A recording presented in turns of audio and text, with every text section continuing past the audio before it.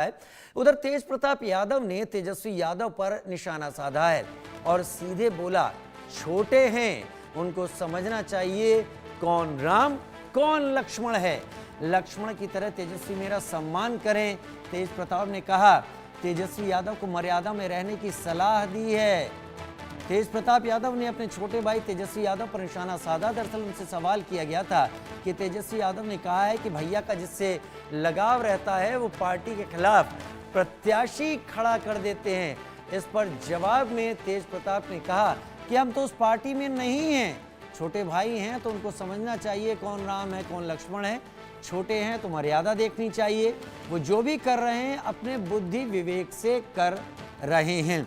दरअसल तेज प्रताप को पार्टी और परिवार से बेदखल करने के बाद तेज प्रताप ने अपनी अलग विचारधारा पार्टी बनाकर चुनाव में खड़ी कर दी है। किसके खिलाफ? हम तो उस पार्टी में है नहीं।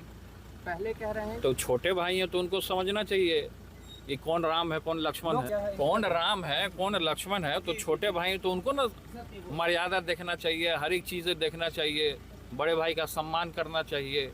तो खैर इन चीज़ों पे मैं ध्यान नहीं दे रहा हूँ। वो जो भी कर रहे हों वो अपना बुद्धि और विवेक से कर रहे होंगे। हो सकता है कि उनको जचंद लोग बोल रहे होंगे, तो अपना बुद्धि विवेक भी लोग को इस्तेमाल करना चाहिए। शैलेंद्र कुमार हमारे सहयोगी पटना से हमारे साथ लाइव इस वक्त जुड़े हुए हैं। शैलेंद्र, तेज प्रताप जो कह रहे थे और तेज प्रताप जो नहीं कह रहे थे उसमें बहुत बड़ा अंतर है। तेज प्रताप ने कहा छोटे भाई हैं, उनको देखना चाहिए, हम उस पार्टी में हैं नहीं।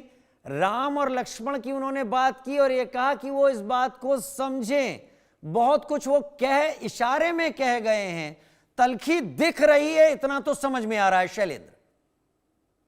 जी बिल्कुल, तलखी दिख रही है। और दूसरी बात यह है कि अब तेजस्वी और तेज प्रताप के रास्ते अलग हैं। अगर राजनीतिक रूप से देखा जाए तो तेज प्रताप भी उन इलाकों में जा रहे हैं, या कहें कि अपने भाई के इलाके में ही पहुंच गए, जो राघोपुर का इलाका है। वहां पर जाकर, चूंकि वहां बाढ़ का मौसम था, एक इलाके में बाढ़ थी और वहां के लोगों को अपने घर ले आए थे, उनको खाना खिलाया था और एक तरह से कहा जाए उनके आंसू पहुंचने का काम जो है तेज प्रताप ने किया था। और तेज प्रताप ये लगातार जिस इलाके में, यानी जहां जहां उनको प्रत्याशी खड़ा करना है या जहां जहां से उनको बुलावा आता है, वो जनशक्ति जनता दल जो उन्होंने बनाया हुआ है, 2020 में ही इसका गठन किया था और अब उसको विस्तार दे रहे हैं कई पार्टियों से, यानी कई जो अननोन पार्टियां हैं जो यहां आ रही हैं और उनके साथ समझौता कर रहे हैं। समझौता करके वो चुनाव लड़ना चाहते हैं और तेजस्वी ने भी एक तरह से कहा जाए मन बना लिया है। लेकिन छोटे और बड़े की बात हुई तो एक बात आपको कहते हैं कि उम्र में जो उम्र का वो तकाजा होता है, क्योंकि पार्टी पे एक तरह से कहा जाए आधिपत्य या कहें कि कब्जा जो है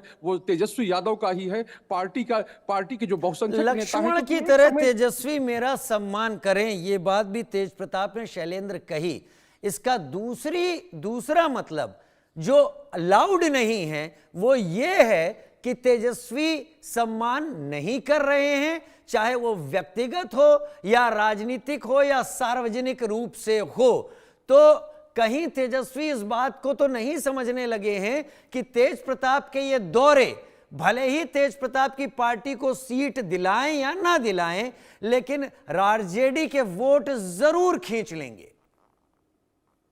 जी बिल्कुल, आरजेडी के वोट जरूर खींच लेंगे और ये चीज दिखी भी है। यानी 2019 का जो चुनाव था, हम आपको बताएं कि यही बगल की सीट है, यानी पटना के बगल की सीट है और वो सीट है जहानाबाद, जहां पर तेज प्रताप नाराज हुए थे। उस समय भी नाराज हुए, क्योंकि तेज प्रताप की नाराजगी एक लंबे समय से चली है और उस समय उन्होंने अपना प्रत्याशी खड़ा किया था और नतीजा ये हुआ कि जो महागठबंधन का प्रत्याशी था या कहें कि अभी जो इंडिया ब्लॉक है उसका प्रत्याशी था, वो हार गया था। कहें कुछ हजार वोटों से हार गया था और उससे ज्यादा वोट तेज प्रताप के प्रत्याशी को मिले थे और ये चीज वो करके दिखा चुके हैं। और इस चुनाव में भी अब जब वो घूम रहे हैं, प्रत्याशियों की घोषणा कर रहे हैं, लोगों को ये बता रहे हैं कि नहीं ये हमारे प्रत्याशी होंगे, इनके सहारे हम चुनाव में जा रहे हैं। और साफ तौर पर शैलेंद्र आसान नहीं है, पार्टी और परिवार से तो निकाला जा चुका है तेज प्रताप को, लेकिन तेज प्रताप का जो अपना कद है, तेज प्रताप की जो अपनी पहुंच है, उसको आरजेडी महसूस कर रही है।